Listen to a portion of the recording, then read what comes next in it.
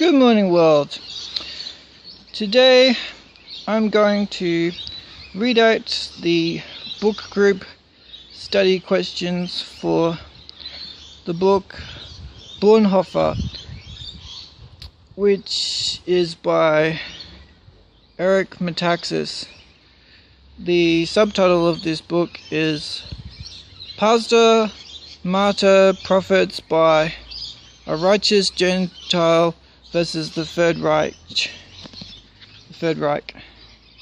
This is what the book looks like. So, if I run out of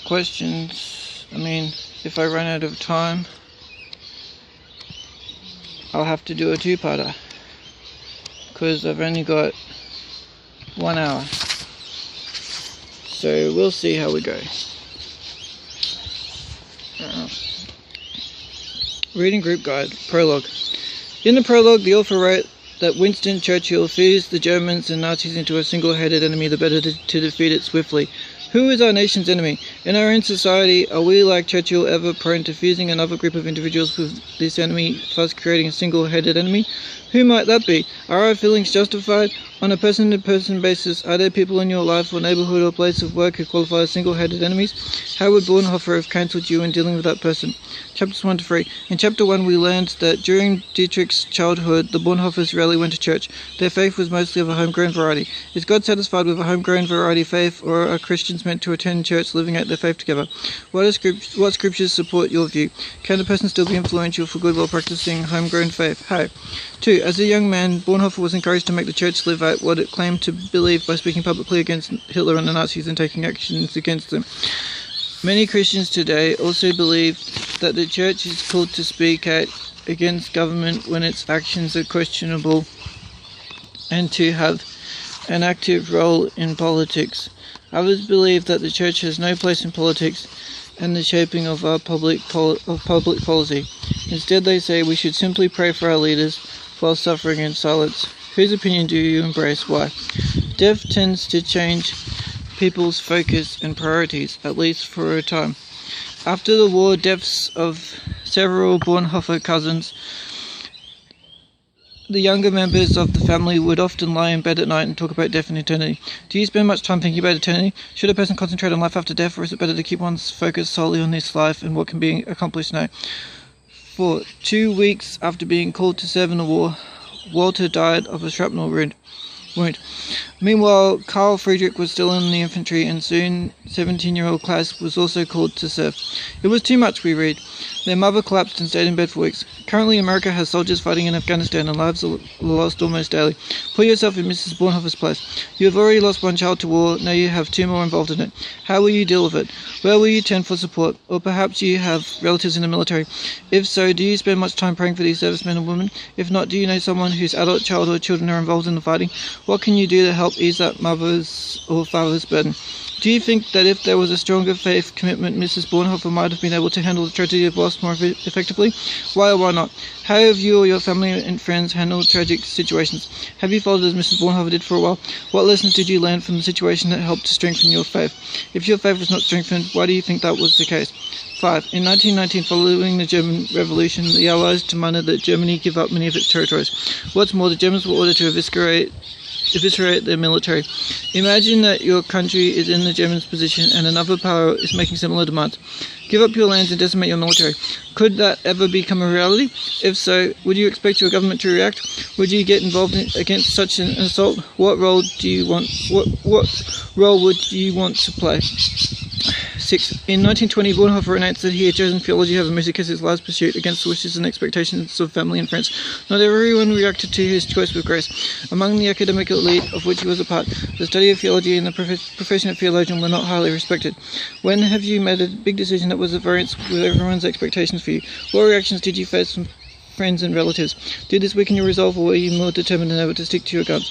How would you advise against someone who has made a pivotal choice that goes against the expectations of his or her circles? Chapters 4 to 6. 1. While travelling in Italy, young Bonhoeffer wrote in his diary that he was suddenly beginning to understand the concept church.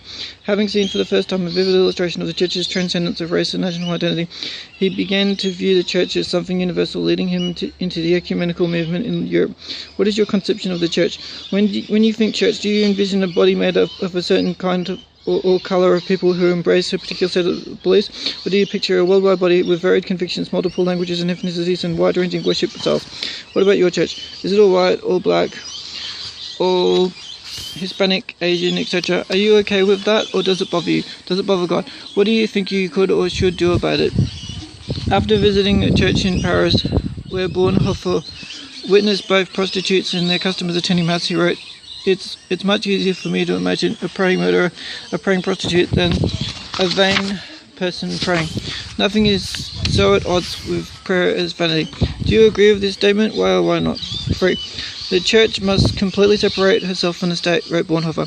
Interestingly, this is precisely the stand that groups such as the ACLU take, as they endeavour to remove God and anything that points to religion from the classroom, the courthouse, and any other public places. Do you think this is what Bonhoeffer had in mind when he wrote these words, or did he mean something else? What is your understanding of separation of church and state? 4. In one essay, Bonhoeffer expressed the Buffian idea that in order to know anything at all about God, one had to rely on revelation from God. In other words, God could speak into this world. There are many today who believe that God no longer reveals himself in any way except through the Bible. Others believe that while he does, in fact, speak through his word, he also speaks in other ways. Do you believe that God speaks to individuals today, or do you think any form of personal revelation ended with the Bible days? 5. Bonhoeffer was violently opposed to the notion of religion, stating that the real message of Christ is basically immoral and irreligious, paradoxical as that may sound. What did he mean by that? Do you agree with this statement? In what way is the Christian message basically immoral and irreligious? What examples would support this? 6. In Bonhoeffer's Thursday Circle, he often asked his young attendees difficult questions. One such question was, is there such a thing as a necessary lie? How would you answer this question? Can you think of an example of a lie that would be necessary? Would God condone it? Why or why not? Support your answer with scripture. 7. Bonhoeffer was taken aback by the languorous climate of Barcelona and was amazed at how people of all ages seemed to while away the hours sitting at cafes in the middle of the day chattering about little of any real substance. Still, rather than speak out against what he considered an indolent lifestyle, he adapted to it, entering the lives, and to some extent, the lifestyles of the people he was charged with serving as a pastor. Do you believe it is necessary for a minister to embrace the lifestyle of the people she serves in order to be effective? To what degree? Where should a servant of Christ draw the line in adapting to his or her surrounding culture? Can you think of examples both modern and from the Bible? 8. In 1929, for a time, Bonhoeffer was in a position that was well beneath his qualifications, yet he performed his duties with enthusiasm and purpose. Have you ever had to take work that was beneath you? How did you perform? How are we supposed to perform according to the Bible, regardless of our rank and responsibilities? Hint, read the parables in Matthew 25:14 to 30 and Luke 19:12 to 27, as well as Colossians 3:22 to 24. Chapters 7 to 9. 1. Things are not much different in the church, Bonhoeffer lamented. The sermon has been reduced to parenthetical church remarks about newspaper events. How do you feel about sermons that weave current events in with scripture? About preachers who bring the politics of the day into the pulpit? About those who tie world news in with ancient prophecy? Is the pulpit a place for the word only, or should ministers be able to use the happenings in the world for practical application of scripture? 2. Deeply dissatisfied with the skim milk he encountered in most churches, Bonhoeffer was conversely fascinated with the Negro churches, in particular their music.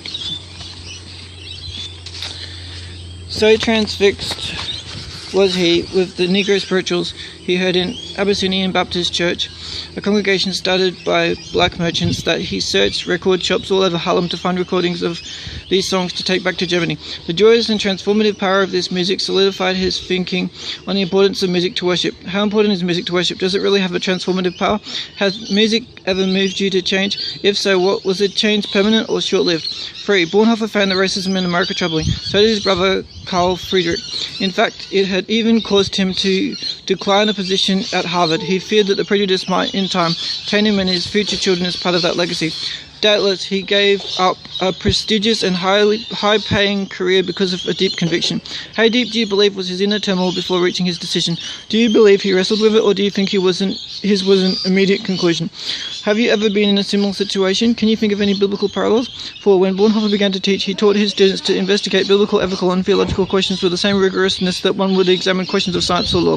Further, one should arrive at answers that could stand up to every scrutiny because one would have to live at those conclusions. Each of us has a set of particular convictions, some of them very strong. What are your strongest beliefs? Think of your 2 or 3 most deeply held beliefs or convictions. Can you defend these convictions? How can you support logically, biblically, or both what you believe? 5. In Bonhoeffer's radio speech given 2 days after Hitler's election as Chancellor, he made the following statement. We forget that the man stands alone because before the ultimate authority, and that anyone who lays violent hands on man here is infringing eternal laws and taking upon himself supernatural authority which will eventually crush him. Remember that this same man was himself later involved in a plot to kill Hitler. Do you think this was a contradiction, a self-fulfilling prophecy? How so? 6. After the war, the author wrote, many were happy to wipe away the old order and rid themselves of the Kaiser Emperor. But when the old monarch at last left the palace, the people who had clamoured for his exit were suddenly lost. The country broke apart into a riot of factions. Under the Kaiser there had been law and order and structure, now there was chaos. Recently, several countries in the Middle East have overthrown or are attempting to overthrow their current government.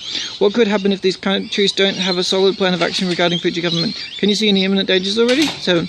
The day after the Reichstag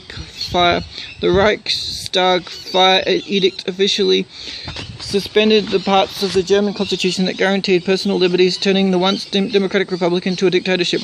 The decree placed, among other things, restrictions on the right of free expression of opinion, including freedom of the press, on the rights of assembly and association, and violations of the privacy of postal, telegraphic, and telephonic communications.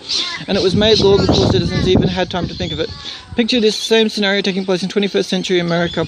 Would the perpetrators get away with it? Would anyone immediately come to the fore to oppose the proclamation? Who? Would you join the effort? How far would you be willing to go, and how hard would you fight to regain the liberty guaranteed in the US Constitution? Chapters 10 to 15. 1. Soon after Hitler came to power, the Aryan paragraph took effect, resulting in the expulsion of all Jewish descent people from civil service. Eventually, it would lead to their exclusion from the church and ultimately to their mass murders. Choose an ethnicity other than your own. Now imagine that suddenly your government targeted this group for discrimination of the type announced as Hitler's restoration of civil service. How would you respond? Would you oppose these laws? What type of action, if any, would you take? If you did choose to join in efforts to repeal such discriminatory laws, would you fight as hard for this ethnic group as you would if the laws had targeted your own race/ethnicity? 2. 1 week after passage of the Enabling Act, Hitler declared a boycott of Jewish stores across Germany. It is easy for people to say what they would have done in a given situation. Well, if I had been there. But say this act was instituted today where you live. You were forbidden by government to shop at any market or department store owned by members of a specific people group. Would you, like Dietrich's grandmother, defy the legislation and shop there anyway? Would you try to get others to join in a rebellion with you, or out of fear would you meekly submit to the new statute? 3. What if today in your country there was a book burning similar to that instigated by Hitler, but all of the works burnt were those written by, say, Christian authors?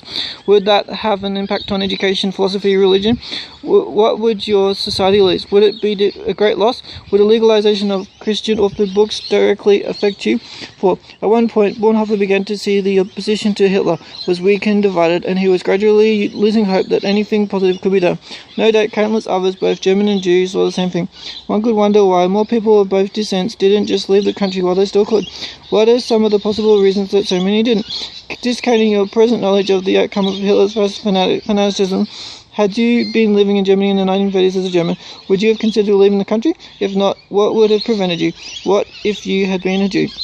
5. By 1933, Hitler was moving swiftly toward the legalized murder of the disabled, including those who suffer from epilepsy, considering them, like the Jews, to be a drain on Germany. Their exterminations would begin in earnest by the end of the decade. Do you think this scenario could ever repeat itself in Europe? Could it happen in North America, South America? Have you heard or read of any steps in the direction in any of these places or elsewhere? Where? What signs can you see, if any, that such genocide masquerading as mercy killings could become a reality where you live? 6. There were some who wondered why Bonhoeffer didn't join the German Christians in order to work against them from within. He refused, saying, if you board the wrong train, it is no use running along the corridor in the opposite direction. Do you agree, or do you think it could have been advantageous to join with the enemy and seek to destroy them from within? How could he have done this had he chosen to? Had you been in his place, what would you have done? If you had chosen to join the opposition, what kinds of actions would you have taken to undermine the German church? 7. Nietzsche called Christianity the one great curse, the one enormous and innermost perversion, the one immortal blemish of mankind. Through history, whatever prominent leaders or writers have shared this point of view, what were the results? Why would these people have such a terrible attitude toward Christianity? What could Christians do to help alter such a view? 8. After 3 weeks of work on the Bethel Confession, Bonhoeffer sent it to 20 theologians for their review and comments. By the time they were through, every bright line was blurred, every sharp edge of difference piled down, and every point blunted.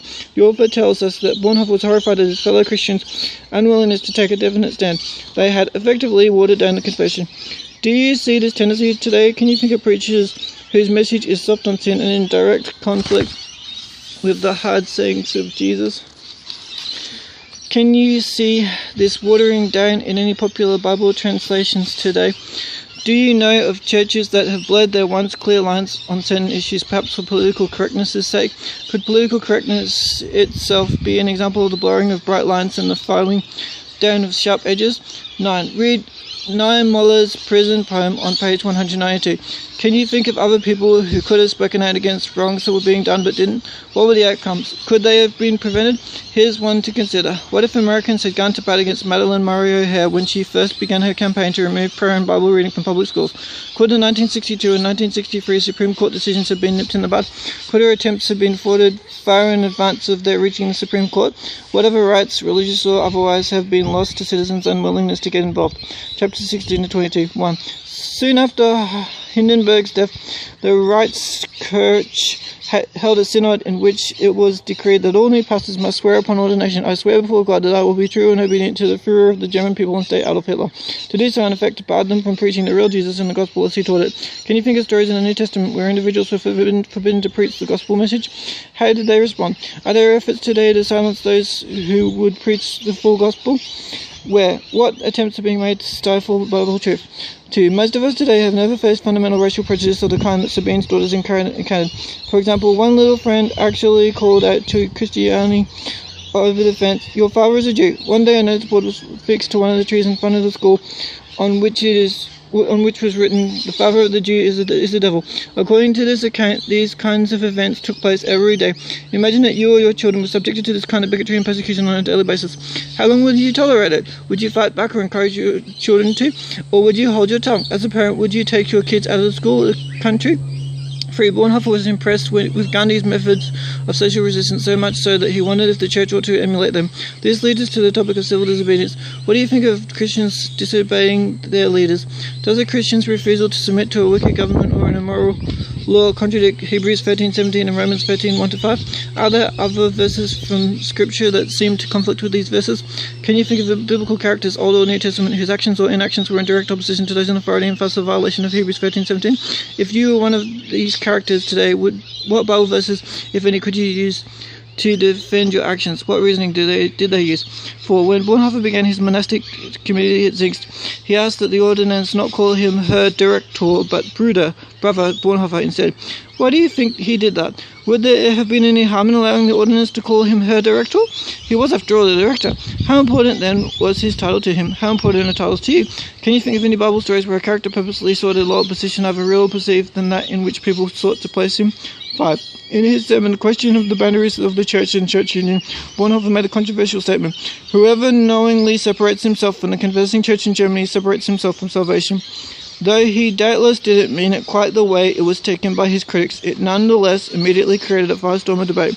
Suppose your church/denomination issued a similar statement, in essence saying that anyone who left the church forfeited heaven.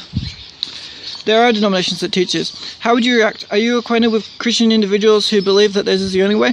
Do you believe that too? How did the Apostle Paul speak to this kind of thinking? Hint, see 1 Corinthians 1:10-17 and 3 verses 3-11. 6. Hitler's ultimate goal was to take over Europe.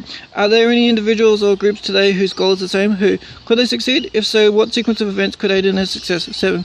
In 1939, all men born in 1906 in 1907 were ordered to register for the military. This presented a conundrum for Bonhoeffer. He couldn't declare himself a conscientious objector. To do so would be risking his life. Further, he mused, it would give Germans the impression that the entire confessing church agreed with that stance, and would give confessing pastors the impression that they too should refuse to take up arms. On the other hand, fighting for Hitler's Germany seemed unconscionable. We know that he finally decided, but this brings up the problem of war in present times. Is it wrong to fight in war? Does the command "thou shalt not kill" apply to wartime or to self-defense? If not, should everyone be made to participate if called upon? What about the conscientious objector? Should his or her participation be mandatory if that individual is going to live in a nation at war?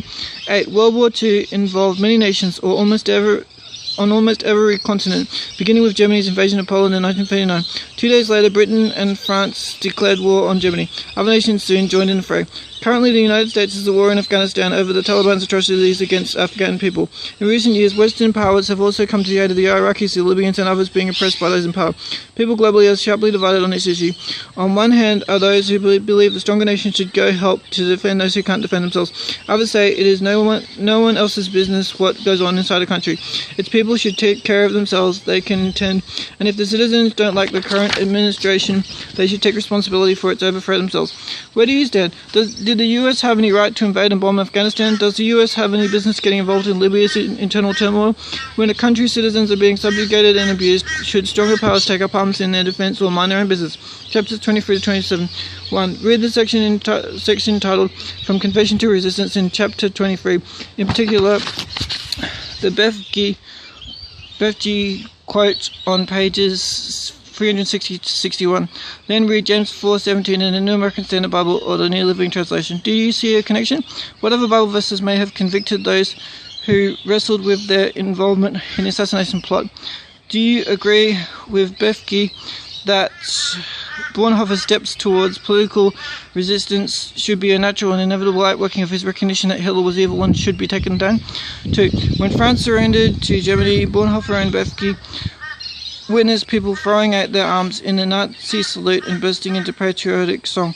To Bethge's display, Bonhoeffer joined right in with them. As Bethge stood there gawking, Bonhoeffer whispered to him, "Are you crazy? Raise your arm. We'll have to run risks for many different things, but this silly salute is not one of them." It was then Bethge realized that Bonhoeffer crossed a line. In the Bible, 3 men were put in a similar position, but while everyone else fell down and worshipped before an image of gold, these 3 remained standing. They were sentenced to death. We know how the story ends, see Daniel 3, but Bonhoeffer's actions beg the question, is pretense ever acceptable, even called for? What harm would it have done for the 3 Hebrew children to at least pretend to worship the golden statue? Though conspiracy wasn't part of their agenda, they could have followed the crowd, at least physically, just to save their lives.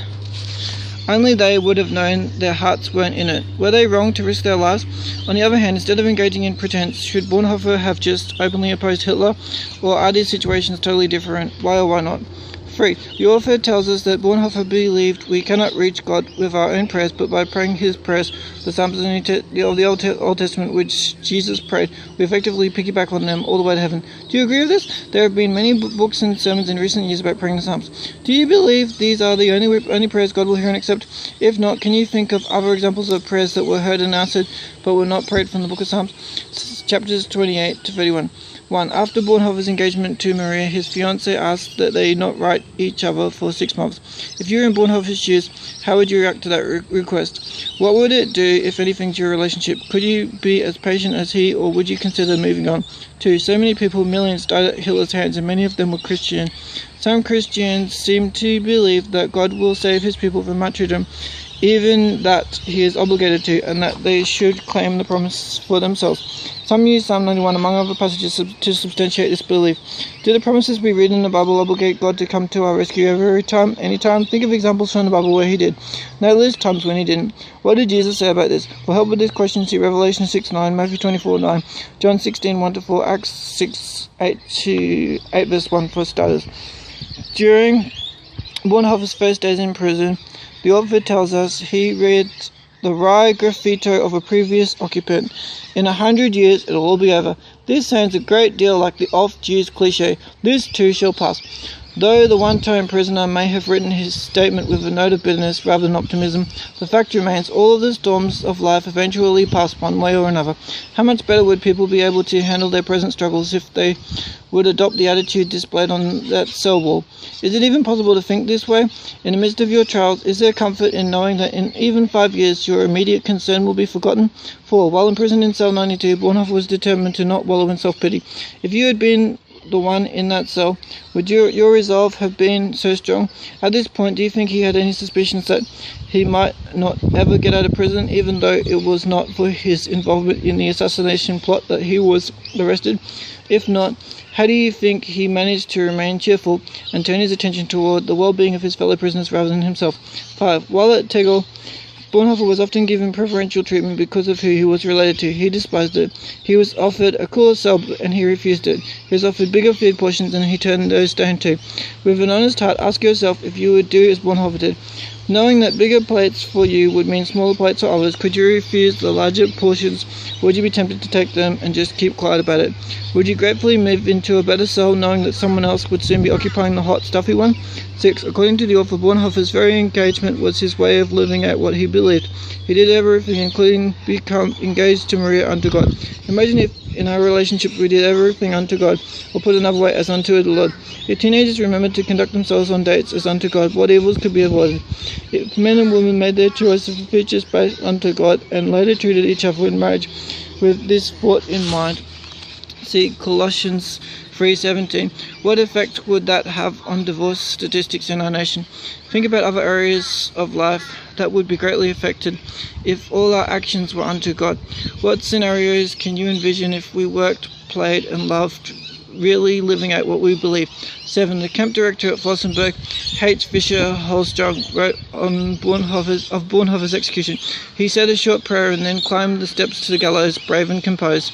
His death ensued after a few seconds. In the almost 50 years that I worked as a doctor, I have hardly seen a man die so entirely submissive to the will of God. Execution is a horrible thing to think about, but many throughout history have faced it. If you had been in Bonhoeffer's place, how do you think someone writing after your death would have described it? Would they say that you remained calm, or that you resisted, that you kept your composure and died well, or that you struggled and fought death? Think about others who have been martyred in the past, who died well. I'd like to say, for anyone that may not know, that the Abyssinians are people that come from Ethiopia, so Bonhoeffer would have been motivated by the Abyssinian church.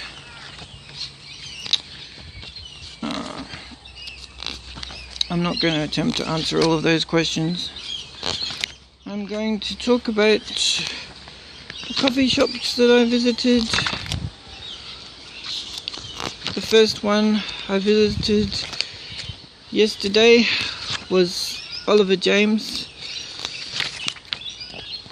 It was under new management, but the new manager didn't care about the fact that it was under old management when the deal had been struck with the author of my book for a free coffee, and she just honoured the agreement and decided to give me a free one anyway.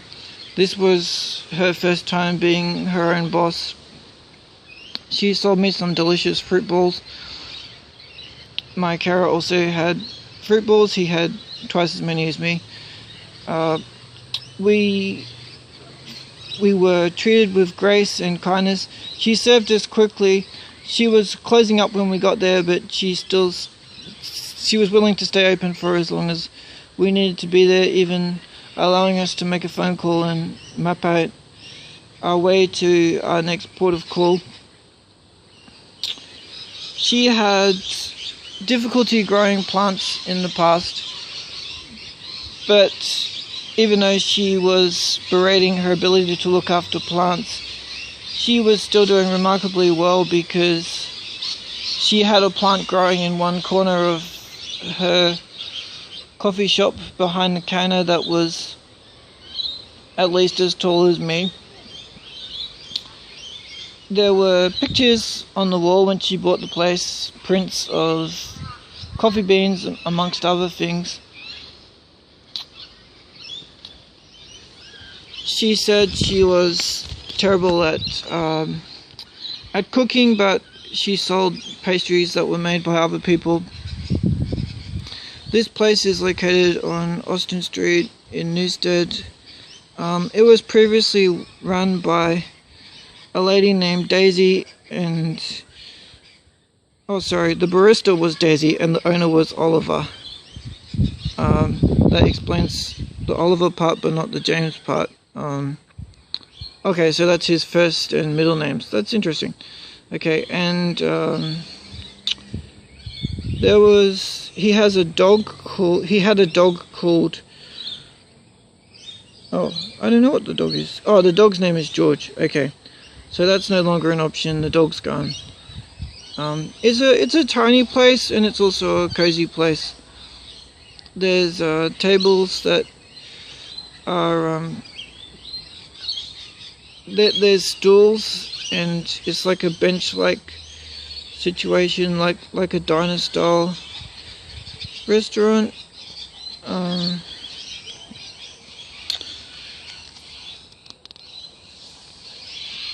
we went there, it wasn't very busy because people were just getting back from holidays.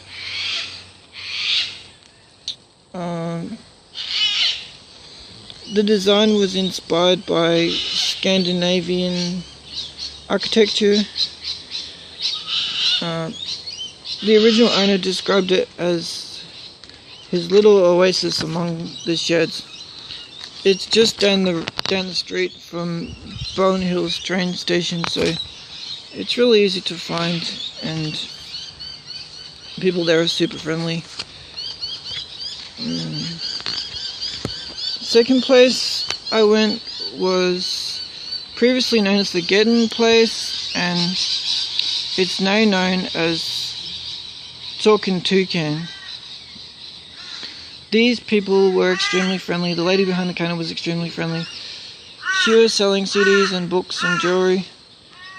I bought a CD and some jewelry off her, and I had a chai latte. At the first place I had a cappuccino. Both drinks were equally delicious, but I got to savor my drink more at the second place, obviously, because it wasn't just shutting up. They still had a greater portion of their day to work. There's toucans everywhere. There's little statues of toucans on the walls. There's toucan cushions. The chai latte there isn't too spicy. The tea is provided by T2. This is the kindest place and possibly the kindest lady I'd met in my life, because she was willing to sell Christian hip-hop on my behalf, and she was also willing to sell it without taking a single cut for herself. I had never met anybody so selfless in my life. That place is on James Street in New Farm. The previous owner, Carmela Stallman, is a fan of peanuts like me. She studied art. That was her second cafe that she had ever created. She originally called it the Gettin' Place after the movie No Country for Old Men. It relates to the idea that you can source everything you need at a Gettin' Place. The current owner pretty much took on that same philosophy, because they've got Mr. Men books, they've got children's books, they've got plenty of room and plenty of delicious meals, which I didn't get to try, so I couldn't recommend that, but I can definitely recommend the chai tea. The previous owner was an artist, so it's cool that it's sort of kept that artistic feel. It's possible to sit inside or outside. Kids and pets were welcome under the previous owner. I don't know about the current one, so don't quote me on that. You don't get charged extra if you want. You didn't used to get charged extra if you want a different kind of milk. There's there was juice, shakes and smoothies and avocados available. You could get eggs and toast, salads and sandwiches and vegan options. The first place I went definitely had vegetarian options, vegetarian desserts and vegetarian and vegan snacks. The third place I went was Street Lab Specialty Coffee. When I bought this book, I was still able to get a free coffee there, but in October last year it changed hands, so I wasn't able to get a freebie. I got a small coffee for $3.50, and originally I was hesitant when the owner said that he was going to water down my coffee, but I'm glad he did, because I had to rush off to the station with my carer because he had to pick up his dad from his house and take him to the airport. So you can get to this place through Ann Street on Fortitude Valley. It's inside another building. The previous owner was Nathan Swindale. It used to be run by Nathan, Ethan and John. The old motto for the place was a good cup of coffee without pretense. And there's definitely no pretense. They've kept that going. We got fast service, friendly staff. They weren't too chatty, but they were friendly. They used to be known for fruity coffees. They used to sell sneakers. I didn't see them there at the time. They also sold special tote bags made from Indonesian coffee bags. So it's interesting having your sneakers carried around inside a coffee bag, like your shoes smell like coffee, or your coffee smells like shoes. It seems like an insult to say someone's coffee smells like shoes, but if it's brand new shoes, maybe it would be less offensive. They used to sell cold drip and cascara tea. They didn't used to have a big food menu. They used to have pastries and crostini. I have no idea what that is, but if anyone would like to enlighten me, I would like to be enlightened. Holy Lord God, living for your love. Know it's all because of you that I've got a life. Because of you I can survive whatever life throws in me. Because of you I got a life. I got a hope for the future. I got a love that never dies. Because of you I got a certainty, knowing where I'm going when I die. You hear my spirit cry. Why do I get blamed when I burst out with screaming? When I start to shake, I can't explain it. I know that you are able to heal me, even if you don't heal me. I know that you are taking me to a better place. You are healing my spirit, helping me to quit it, helping me to quit following down the path of the devil. I've gotta watch it when I use terms of endearment. It's too easy to get caught up in relationships when I use terms of affection. With women I don't know, with women that I do know. It's too easy to go psycho, to fall deep in love with someone who I haven't gotten to know properly yet.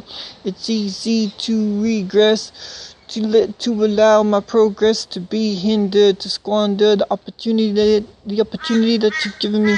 Lord God, I lack patience. I need you in an ever-passing moment. I'm so grateful for your atonement. I know it's all because of you that my redemption is possible. You defy what's logical. It's amazing the way that you constructed me with fearfully and wonderfully made. For some people, it's hard to acknowledge when somebody is fearless, but it's easy for them to say when they're wonderful. Surely, goodness and mercy will follow me all the days of my life. You help me to know your word, those scriptures that are obvious to some are not known by all. We can't take it for granted that all scripture is known by the entire populace of those who claim to be sons and daughters of Jesus Christ, adopted into his family through his blood. There's a bridge of his blood that enables us to travel between heaven and earth. It's a one-way trip. There's no return journey for most of us. Most of us won't get beamed straight to heaven like Enoch or Elijah. It's a shock to me to think of how many years I wasted. Now I taste and see that you are good. I wanna live out your goodness. I know how easy it is for me to stray. Seeing a pretty face, getting a little appreciation, then I slide back to the way that I used to be. I don't want to be a hypocrite no more. I don't want to be two-faced. I want to be the same person with every person that I see. I know my spirit is stronger that way. I want to please you, Yahweh, ancient of days, forever and always. I'm so glad that I'm walking in your grace. I'm seeking your face. I'm praising you up in this place. This is a holy place. Better is one day in your house than 1,000 elsewhere. Any place you are is a holy place to take you with me everywhere I go. My heart is the ark of the covenant. I rave and rant, gotta chant down Babylon. I recant the way that I used to behave in the past. I don't know what that lady was talking about, saying it happens every day. This morning a new day is dawning. My mom needs an alarm clock in order to wake her up. She needs to set her phone to stir her from slumber. Soaring lumber when I'm dreaming. Help me out when I get hot and steaming. When I get angry for no good reason. Turn my anger to joy instantly. I don't know why I got so head up. I got so vexed over the possibility that somebody had moved my book, or the fact that I was given pawpaw in my breakfast. I get annoyed over stupid things, making mountains out of molehills. You told me all those years ago, don't do that. When I heard my homie snoring, why did I think my life was boring? It is beautiful to someone.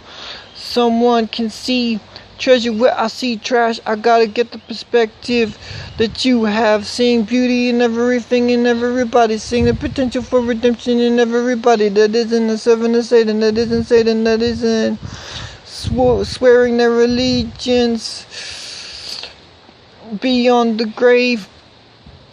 You were the one who was capable to save. When my spirit is restless, you help me up when I'm restless. Nesting under your wings, I find refuge from the world. Heaven is enough that I could never refuse. I know that you made me for the purpose of your anointing being poured out to everybody that I see.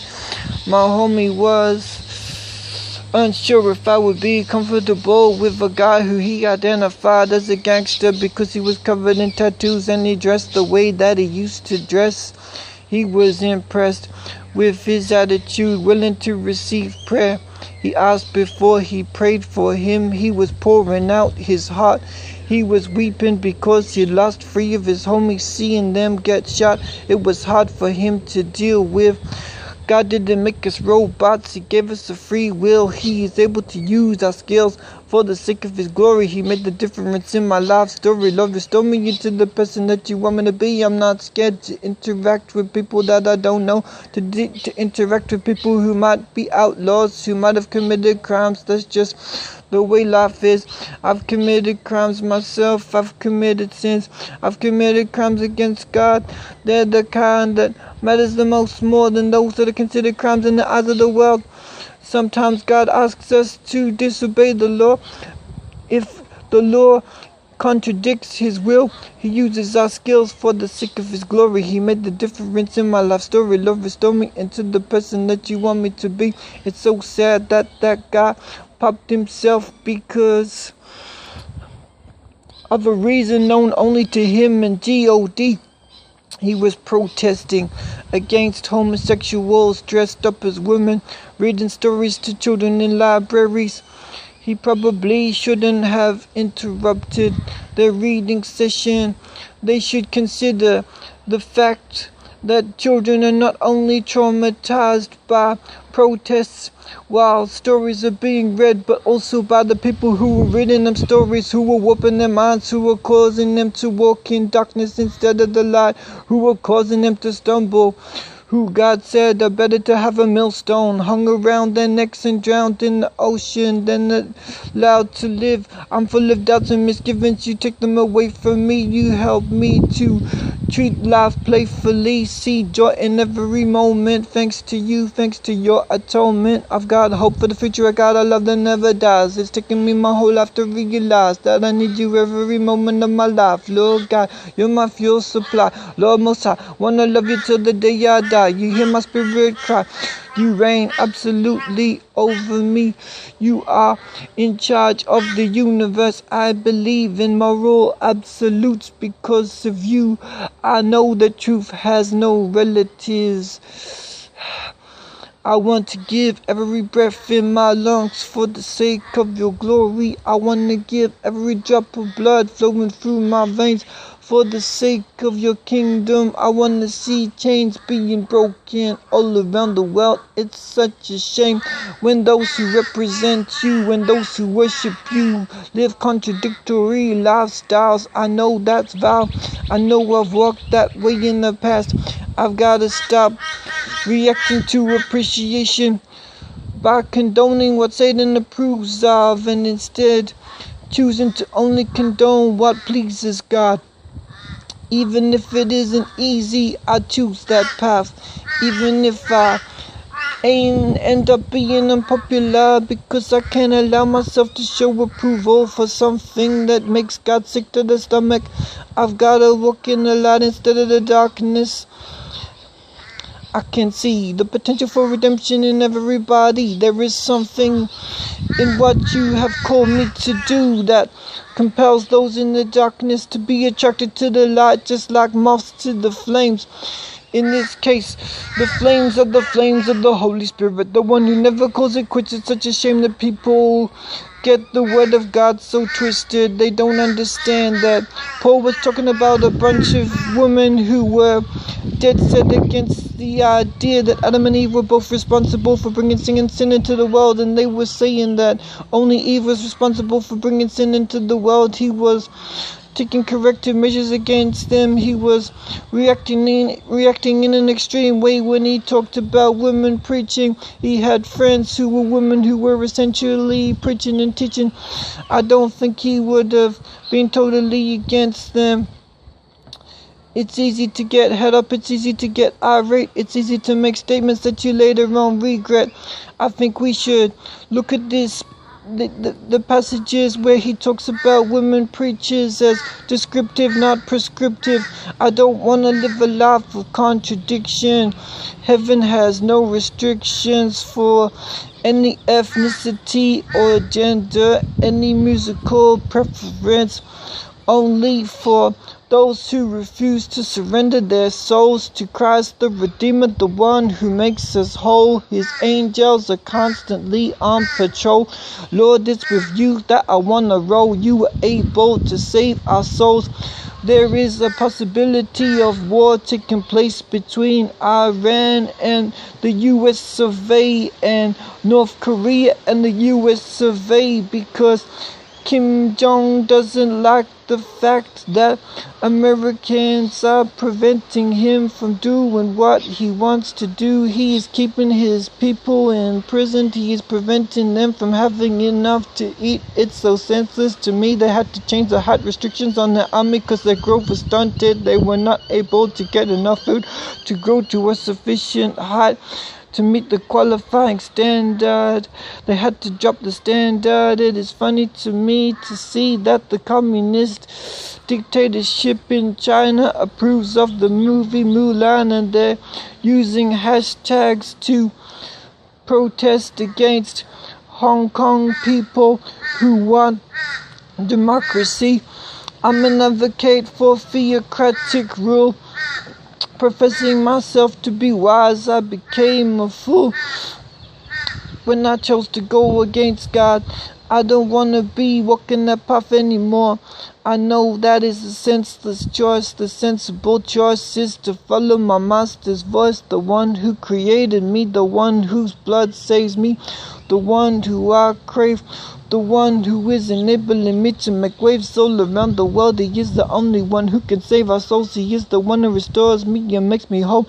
It's because of him I've got an everlasting hope. It's because of him I can cope with whatever life throws at me. Even if I'm single all the days of my life, even if I never get to be married with children, maybe I'll be married with children. God can work miracles. I keep on believing one day I might receive it. I know God is able to work healing in our lives. I was worried when my dad didn't want to wear his shirt that says that God is always capable of working miracles. I know that is true, but it isn't necessarily true that God always works miracles. Some people may be blocked from receiving miracles by their doubt. There may be sin in their lives. There may be generational sin that blocks water from coming in from the sky.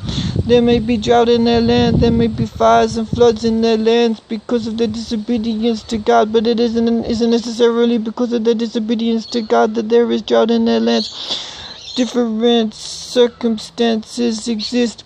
Not everybody has problems in their life for the same reasons. A man isn't necessarily blind because his parents were sinners or because he was a sinner. Jesus said that a man isn't necessarily a sinner because he was born blind.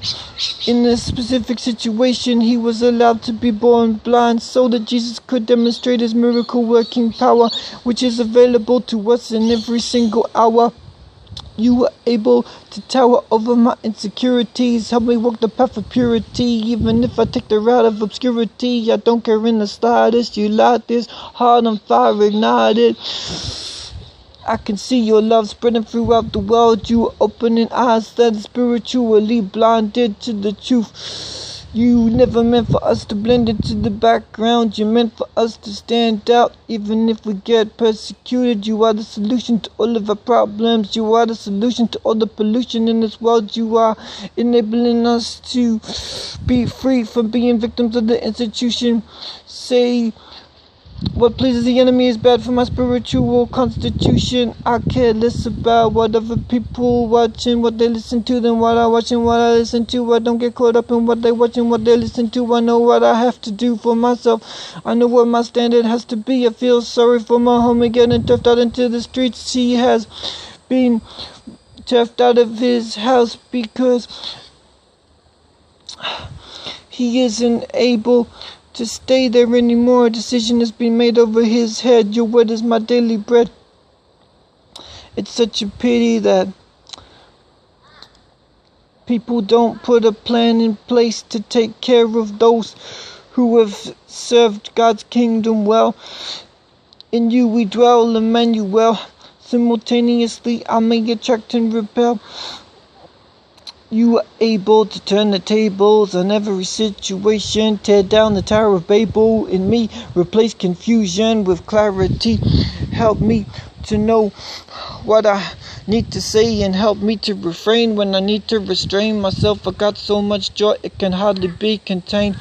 In you I remain happy and free through all my trials and tribulations. It's such a sensation to me. It's so amazing to me how you would choose to love me, how you would choose to be nailed in your hands and feet, wearing a crown of thorns, being spat upon, having your clothes torn, being whipped 39 times with bits of bone and glass. You give me a pass. You cause the angel of death to pass over my house. I don't have to fear death. Death holds no sting for me. It's like a stinger being chopped off a bee. Over the grave, over hell, we've got victory because of you. Such a beautiful mystery. Pouring out my love to you. Pouring out my tears at your feet. I leave my sins at that old rugged cross. I leave my bitterness at that old rugged cross. I'm choosing forgiveness over bitterness. I don't want to walk that path anymore. It's hard for me to be released. It's hard for me not to get full of regret. It's hard for me not to be resentful. It's hard for me not to take on board other people's burdens. I know that you never meant for me to do your job. There is no such thing as Ubermensch, unless we're talking about Jesus Christ, fully God and fully human, the only one in the world who was pure and spotless, the only sacrifice worthy to save the world. People try to change the world, protesting about what's happening with our climate. Some people are backwards in their thinking, monkeying around, acting like primates. I refuse to keep this matter private. It doesn't matter what color the face of Christ is. What matters more is whether or not we choose to surrender our lives to His keeping. I'm not making sweeping statements. If the color of Christ's face keeps you from having a relationship with Jesus, then obviously you need to know that Jesus was a Middle Eastern appearance. He wasn't European, so don't use that as an excuse not to have a relationship with Him. It's crazy how people make prophetic excuses to build a bridge between themselves and God. They build walls around their hearts. You impart truth, knowledge, and understanding. Got that 777 branding on my right and on my forehead. You were risen from the dead. You are so incredible to me. I'm incredulous at your majesty. You are always working miracles for me. Every breath is a gift from you. You are enabling my brain to stay active. You are able to heal my brain. Even if you don't heal my brain, you heal my spirit. You heal that part of my spirit that was surrendered to the devil. Now I'm fully surrendered to you. I'm fully relying on you. I'm a frog on a log. I know that you were the one who got me out of that hellish bog. Because of you, I got hope for the future. I know where I'm going when I die. I'm gonna head for those golden streets. You save my soul from frying. I'm fully relying on you. Why was I ever defiant of you? What did I ever gain by trying to substitute you? By trying to make a God of my own self? By trying to make a God out of the ones I love? By trying to make a God out of my parents? Making a God out of my siblings? Making a God out of my relatives? It was crazy. I made gods out of celebrities, out of basketball players. I tried to substitute you. I tried to replace you with humans. And I was mocking those who bowed down to idols, who bowed down to things of stone and wood. But I was just as foolish. I was bowing down to comics, bowing down to music videos, spending all my time worshiping my friends, putting them above you, giving worth to my friends, chatting through the church. My mind wandering all over the place, not being willing to sing the worship songs because they didn't mention Christ. I'm less fussy with my life now. I see that they were talking about Christ even if they didn't mention Christ. I am still a little fussy. I refuse to sing worship songs that contradict your character, that preach a message that is opposite to the truth. Sometimes I make partial alterations, sometimes I make total alterations. You are altering me. I'm transformed by the renewing of my mind. I'm transformed internally. The evidence can be seen externally. You saved me from that fire that burns infernally. Thanks to you, my soul is not in the infirmary.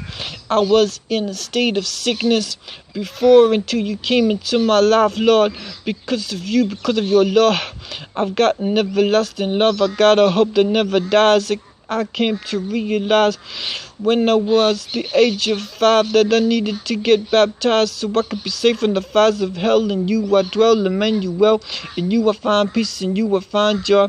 I found the reason for living when I was in your employ, acknowledging you as my boss, carrying the cross to the end of the earth, considering it no loss.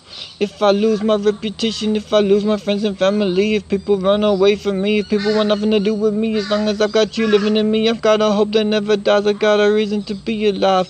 I got a bounce in my step cause it's you that I rap, cause I know thanks to you I got life after death, cause I know thanks to you I don't have to suffer eternal punishment. I've got a reason to live. I've got a reason to jump for joy because I'm your boy. Sometimes I forget. I get caught up in the fact that I'm not married with children. I get caught up in the fact that I can't seem to find a way to get regular pay from doing what I love, from making art and poetry. I know it's possible for you to work a miracle inside of me. I didn't think that I would ever find a place that was willing to sell the things that I write, to sell the things that I love. I didn't think that it was ever possible to find an institution, to find a shop that was willing to sell Christian music in this country. I thought that all the music shops in this country were completely turned against the idea of selling Christian music. JB Hi-Fi turned against the idea of selling Christian music, so I wouldn't bother with them, but I found a cafe that is worshiping Yahweh in its willingness to be his hands and feet, to be his mouthpiece, to put people in touch with music that glorifies him, that ascribes worth to him, that worships him in spirit and truth. That's what I want to do with my life. I don't want to be the way that I was in the past. I don't want to be hot-fired. I don't want to be lukewarm. I don't want to be spewed out of your mouth. I don't want to be neither cold or hot like the church of Laodicea. You see, needing me for you in the ever-passing moment. Your perfect love casts out all unholy fear. You cast out all unholy anger from me. You take away my tears. How can I ever tear my eyes away from you? You disguise yourself in your creation. You are hidden in plain sight. It's easy to see that this world has to have an intelligent designer. You are able to refine us, Lord of all creation, Lord of heaven and earth. You are the one who determines my worth. I aim to serve you all of my days. You save me from hell's flames. Help me not to be a racist, a sexist, or an ageist. Help me not to be a fascist. Help me not to walk the ways of those who have sinned in the past. Help me not to emulate them. Help me to emulate those who are worshiping you in spirit and truth. Help me to love you with my whole heart. Truth you impart to this world that is desperately in need of you. There is a hole in our hearts that only you can fill. Use my skills for the sake of your glory. These skills that you've given me, Lord God, help me to worship and adore you and abhor the enemy, to oppose him whenever I see him manifesting himself in this universe and beyond.